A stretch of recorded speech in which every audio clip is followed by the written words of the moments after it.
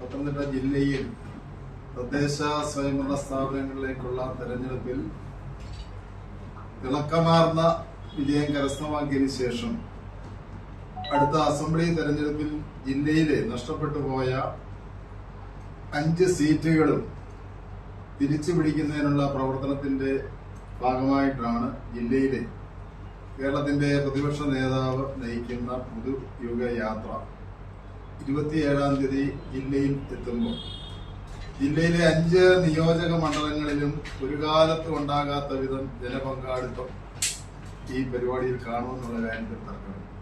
ഇവിടെ സൂചിപ്പിച്ചതുപോലെ അതിനുള്ള പ്രവർത്തനങ്ങൾ വാർഡ് അടിസ്ഥാനത്തിലും ബൂത്ത് അടിസ്ഥാനത്തിലും പ്രവർത്തകർ അതിനുള്ള പ്രവർത്തനങ്ങൾ ആരംഭിച്ചു കഴിഞ്ഞിട്ടുണ്ട്.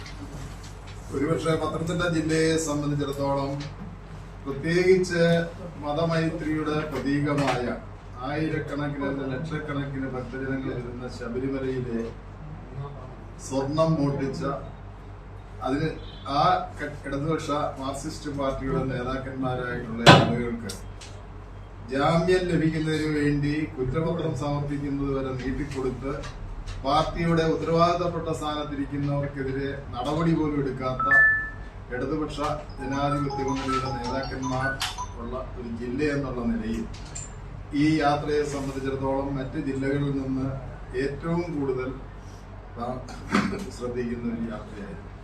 തീർച്ചയായും ഒരുപക്ഷെ നിങ്ങൾക്കറിയാം, ഇവിടെ സൂചിപ്പിച്ചതുപോലെ തുടർഭരണം കിട്ടിയതിന്റെ അഹങ്കാരത്താൽ ജനങ്ങളെ മറന്നുകൊണ്ട് ഉള്ള പ്രവർത്തനങ്ങളാണ് നടത്തുന്നത്. പ്രത്യേകിച്ച് പത്തനംതിട്ട ജില്ലയിൽ ഈ നിയോജക മണ്ഡലത്തെ പ്രതിനിധീകരിക്കുന്ന ഒരു MLA എന്നുള്ള നിലയിൽ ആരോഗ്യ വകുപ്പ് ഇന്ന് വെന്റിലേറ്ററിലാക്കിയിരിക്കുകയാണ്. നടന്നു പോകുന്ന രോഗികൾ പോലും ഇന്ന് ശവപ്പെട്ടി അന്വേഷിക്കേണ്ട സാഹചര്യം, മോർച്ചറിയിലേക്ക് കൊണ്ടുപോകുന്ന സാഹചര്യം ഉണ്ടാകുന്നു. ശസ്ത്രക്രിയ നടത്തിയാൽ തുന്നിക്കെട്ടാൻ പോലും നൂല് പോലും ഇല്ലാത്ത അവസ്ഥ.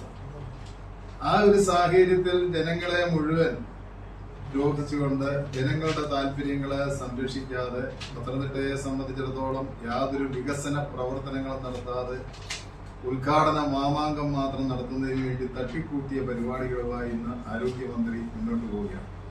ഈ ഒരു സാഹചര്യത്തിലാണ് ഈ പുതുയുഗ യാത്ര ഇവിടെ എത്തിച്ചേരുന്നത്. തീർച്ചയായും പത്തനംതിട്ട ജില്ലയിലെ ജനാധിപത്യ വിശ്വാസികൾ മാത്രമല്ല നിഷ്പക്ഷമതികളായ ആളുകൾ ഈ യാത്രയെ സ്വീകരിക്കുവാൻ എത്തിച്ചേരുമെന്നാണ് ഞങ്ങൾ വിശ്വസിക്കുന്നത്.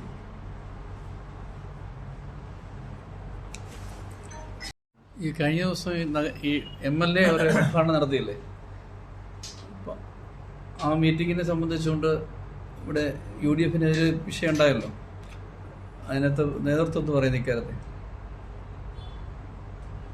MLA ഇവിടെ യോഗം വിളിച്ചത് ഉദ്ഘാടനത്തെ പറ്റി ആലോചിക്കാൻ വിളിച്ച യോഗം യഥാർത്ഥത്തിൽ ജില്ലാ പഞ്ചായത്തിന് കൈമാറുക, HMC കമ്മിറ്റി കൈമാറുക എന്ന് പറയുമ്പോൾ തന്നെ ആ പാർട്ടിയിലുള്ള അഭിപ്രായ വ്യത്യാസം. അന്നത്തെ ചെയർമാനായിരുന്ന സക്കീർ ഹുസൈൻ മുനിസിപ്പാലിറ്റിയുടെ പരിധിയിൽ വരേണ്ട കാര്യങ്ങൾ അതെടുത്ത് ജില്ലാ പഞ്ചായത്ത് കൊടുത്തു. മാർക്സിസ്റ്റ് പാർട്ടിയിൽ പോലും ആ കാര്യത്തിൽ അഭിപ്രായ വ്യത്യാസങ്ങളുണ്ട്. അതിന്റെ അടിസ്ഥാനത്തിൽ ഈ കാര്യങ്ങൾ മുനിസിപ്പൽ കൗൺസിൽ അംഗങ്ങൾ പങ്കെടുക്കേണ്ട യോഗത്തിൽ CPM-ന്റെ ചില ഗുണ്ടകള് അതിക്രമിച്ച് കയറി അവിടെ കയറി ബഹളം വെച്ച് ഷോ ഉണ്ടാക്കുന്ന ഒരു പരിപാടി മാത്രമായിട്ടാണ് ഇത് കണ്ടത്. കാരണം ജനപ്രതിനിധികൾ മാത്രം കൂടുന്ന യോഗമാണ്. ജനപ്രതിനിധികൾക്ക് അഭിപ്രായം പറയാനുള്ള അവകാശമുണ്ട്. Parliamentary party leader Suresh Kumar അഭിപ്രായം പറഞ്ഞപ്പോൾ അവിടെ ബഹളം വെച്ചു. അത് എന്തുകൊണ്ടാണ് അഭിപ്രായ വ്യത്യാസം ഉണ്ടായത്? കാരണം ജില്ലാ പഞ്ചായത്തിന്റെ പരിധിയിലുള്ളതല്ല. മുനിസിപ്പാലിറ്റിയിൽ HMC എന്ന് പറയുന്ന മുനിസിപ്പാലിറ്റിയുടെ കയ്യിലിരുന്ന ആ അധികാരം എടുത്ത് മുനിസിപ്പൽ ചെയർമാനുമായിട്ടുള്ള അഭിപ്രായ വ്യത്യാസം മൂലം അതെടുത്ത് ജില്ലാ പഞ്ചായത്ത് ഒരു സാധനം വെച്ചെടുത്ത് കാണില്ല.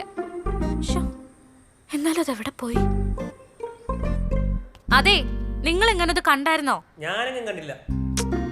ആകെ കയ്യിലുണ്ടായിരുന്ന ഒരെണ്ണം പെങ്കുചൊരെണ്ണ വളർന്നു വരുന്നത്. അതെങ്ങനെയാ? അതിനെ പറ്റിയുള്ള ബോധമൊന്നും ഇവിടെ ആർക്കും ഇല്ലല്ലോ. അതൊക്കെ പഴയതല്ലേ. പിന്നെ പുതിയത് കുറെ അങ്ങ് വാങ്ങി കൂട്ടുമല്ലേ.